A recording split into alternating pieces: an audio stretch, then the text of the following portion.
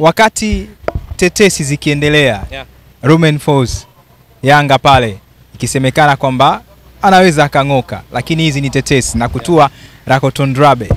Hali ni vipi kwa wapinzani wao ligi ya mabingwa kule Silver Strikers, na tahadhari zipi Yanga wachukue kuelekea kwenye mchezo huo ikiwa zimebaki siku chache, takriban wiki moja? Kwanza kukumbushia, Silver Strikers wanashiriki michuano hii kwa sababu ni mabingwa ligi kuu ya Malawi msimu uliomalizika. Wao msimu wao unakwenda kwa kalenda year, kwa mwaka wa kalenda 2024 wao ndio mabingwa. Wakiwa ndio timu iliyofunga mabao mengi, ilifunga mabao 58, ndio timu iliyoruhusu mabao machache ambao ni mabao 17. Sasa ni timu ambayo nayo kwenye eneo la ufundi, kwenye benchi la ufundi nako kuna kisanga chake kidogo, ambacho hata hivyo sidhani kama inaweza ikawa ndio sababu labda kama kufanya vibaya au vizuri, kwa sababu ni kisanga ambacho kilikuwa kabla ya kuchezwa kwa mechi yao ya awali ya raundi ya kwanza, ile ya awali dhidi ya Elgeco Plus ya Madagascar. Walikwenda kule Madagascar wakatoa sare ya 1-1, alafu wakarudi kwao wakatoa suluhu bila, wakasonga mbele kwenye raundi hii ya pili ambayo wanacheza dhidi ya Yanga. Mshindi wa jumla anakwenda katika hatua ya makundi. Ni kwamba wakati huko story ni Rakoton Drabe in, Romain Folz out, Romain Folz out. Ni tetesi kama ulivyotoka kuzungumza, kwa sababu hakuna taarifa rasmi ya wananchi Yanga wakieleza kwamba wanaachana na kocha wao Romain Folz, Mfaransa ambaye walimpatia ajira hivi karibuni tu. Lakini tetesi ndio mwanzo wa habari, na tetesi hizi zipo hadi Madagascar ambako Rakoton Drabe mwenyewe amekaririwa akisema kwamba amezungumza na Yanga na kwamba kilichobaki ni majibu yake tu ajiunge na Yanga. Anyway, hatuendi huko, lakini kimsingi ni kwamba Yanga anaonekana Romain Folz akiendelea kujifua kuiandaa timu yake kwa ajili ya mechi mbalimbali za msimu 2025-26, zikiwamo mechi hizi mbili dhidi ya Silver Strikers. Sasa kule kwa Silver Strikers ilikuwa hivi, kabla ya kucheza mechi yao ya kwanza, wao kwenye msimu uliomalizika wa Malawi mpaka wao kuwa mabingwa, kocha wao alikuwa ni Edson Kadenge Mwafulirwa. Lakini kabla ya kufikia mwishoni mwa msimu wakawa wameachana. Kocha akawa Peter Mponda. Peter Mponda akaenda mpaka akaipa ubingwa, wakaachana, akaingia kocha Peter Mgangira. Peter Mgangira ndiye aliyekuwa anaiandaa timu kwa ajili ya michuano ya ligi ya mabingwa na pia katika ligi kuu ya Malawi kwa msimu 2025. Lakini Peter Mgangira hana vyeti vile vinavyomruhusu kusimamia timu kwenye michuano ya CAF, hasa hii ya ligi ya mabingwa barani Afrika. Tunafahamu kigezo kwa kocha kuisimamia timu kwenye michuano ya CAF ni lazima awe na walau leseni A ya CAF. Tunafahamu vizuri. Yeye hana na leseni B. Sasa wanafanyaje? Ikabidi waende kuazima kocha kwenye timu nyingine. Kocha huyu aliyemfuata hakuwa mwingine, alikuwa yule kocha wao aliyeondoka, akaingia Peter Mponda, alafu akaingia Peter Mgangira ambaye ni nani hapa? Tunazungumzia sasa Edson Kadenge Mwafulirwa, ndiye aliyepewa timu. Sasa ifahamiki kama wakifika hatima ya michuano ya ligi ya mabingwa barani Afrika ataendelea kubaki au atarudi kwa mjiri wake aliyenaye sasa wakati wakienda kumtoa kumwazima ili awaongoze kwenye michuano ya CAF. Nadhani nimeeleweka vizuri. Kuelewa vizuri. Yeye anazo sifa zote zinazohitajika na CAF, ikiwemo leseni A. Kwenye mechi ya kwanza waliocheza dhidi ya Elgeco Plus, mabingwa wa Madagascar, ugenini walitoa sare ya 1-1.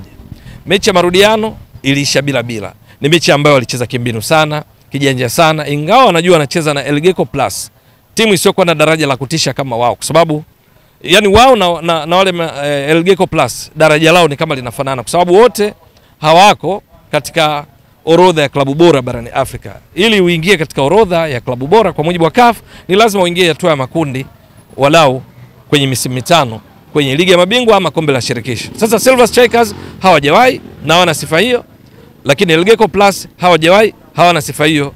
Kwa hiyo wao hawamo katika orodha ya klabu bora barani Afrika ambazo hivi karibuni orodha yake ilikuwa ni namba 1 mpaka namba 75, hawamo.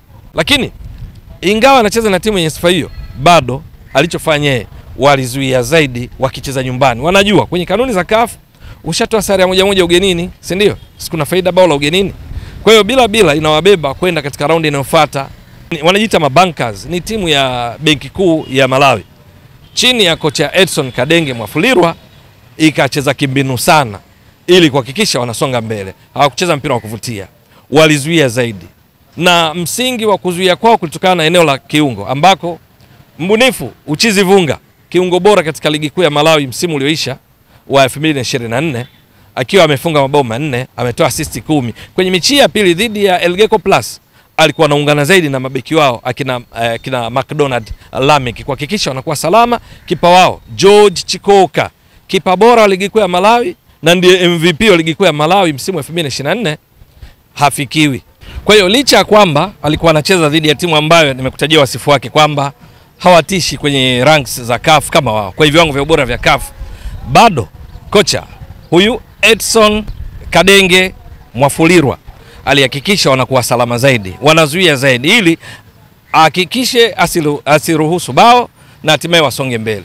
Ni mechi ambayo viungo wake hapa, nazungumzia Levinson Maganizo, unazungumzia Kamanga, unazungumzia Uchizi Vunga, wote walikuwa wakiungana na mabeki wao akina Lamek McDonald kuhakikisha wanakuwa salama, na ndicho walichofanya. Hawakucheza mpira wa kuvutia. Dakika 90 walipiga shuti moja tu la kulenga shabaha, mechi kaisha bila, wakafuzu kwa raundi inayofuata. Elgeco Plus wakatolewa. Sasa wanaenda kucheza na Yanga. Kocha Edson ameshakadiriwa akisema kwamba kati ya mambo anaenda kuyafanyia kazi ni juu ya namna ya kujibu mashambulizi kwa haraka, quick transition, ambao ni positive, kwa maana kwamba wanapokwenda kushambuliwa wao wakinasa mpira wachomoke vipi. Hiyo ndio silaha yao, wanafanyia kazi, kwa sababu kwenye mechi hii dhidi ya Elgeco Plus ya marudiano hilo wachezaji wake hawakulifanya vizuri na inafahamika walikuwa wanazuia zaidi. Sasa wanapokwenda kucheza na Yanga, anasema miongoni mwa silaha zao kwanza wao ni underdog.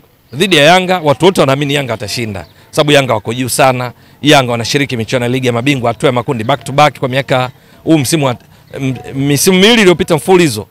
Msimu uliopita walishia hatua makundi, wa nyuma yake walifika robo finali wakatolewa na Mamelodi. Wa nyuma yake walifika finali ya kombe la shirikisho. Ni wazoefu wa michuano ya CAF.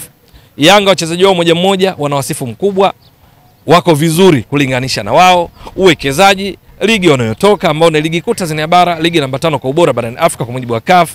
Malawi haimo katika orodha ya ligi bora barani Afrika kwa sababu hajawahi kutoa timu iliyoshiriki walau hatua ya makundi ligi ya mabingwa wala kombe la shirikisho kwa misimu 5. Sasa kwa sifa zote hizo, yeye anaona hiyo ni silaha kwao kwa sababu hawana pressure itakuwa kwa Yanga. Lakini la pili ndio hili kubwa la kwamba wakati Yanga wanamiliki zaidi mpira, wao watakuwa wanashambulia kwa kushtukiza, wanaamini wanaweza kuadhuru kwa kujibu, kufanya zile counter attacks kwa haraka kwa kutumia kasi, wakiamini wanaweza kuadhuru Yanga ambao watakuwa wanamiliki zaidi mpira, wanacheza karibu zaidi na kati mwa uwanja ili waweze kuadhuru. Sasa kama ni tahadhari ulitoka kuuliza, tahadhari ni hii: Yanga wakati wakienda kucheza dhidi ya Silver Strikers, takriban wiki moja imebaki, wajiandae enda kucheza na timu ambayo itakuwa inazuia sana, inashambulia kwa kushtukiza lakini kwa haraka, wakitumia kasi ya wachezaji wao wa pembeni kwa sababu ndio mtaji wao kuelekea kwenye mechi hii.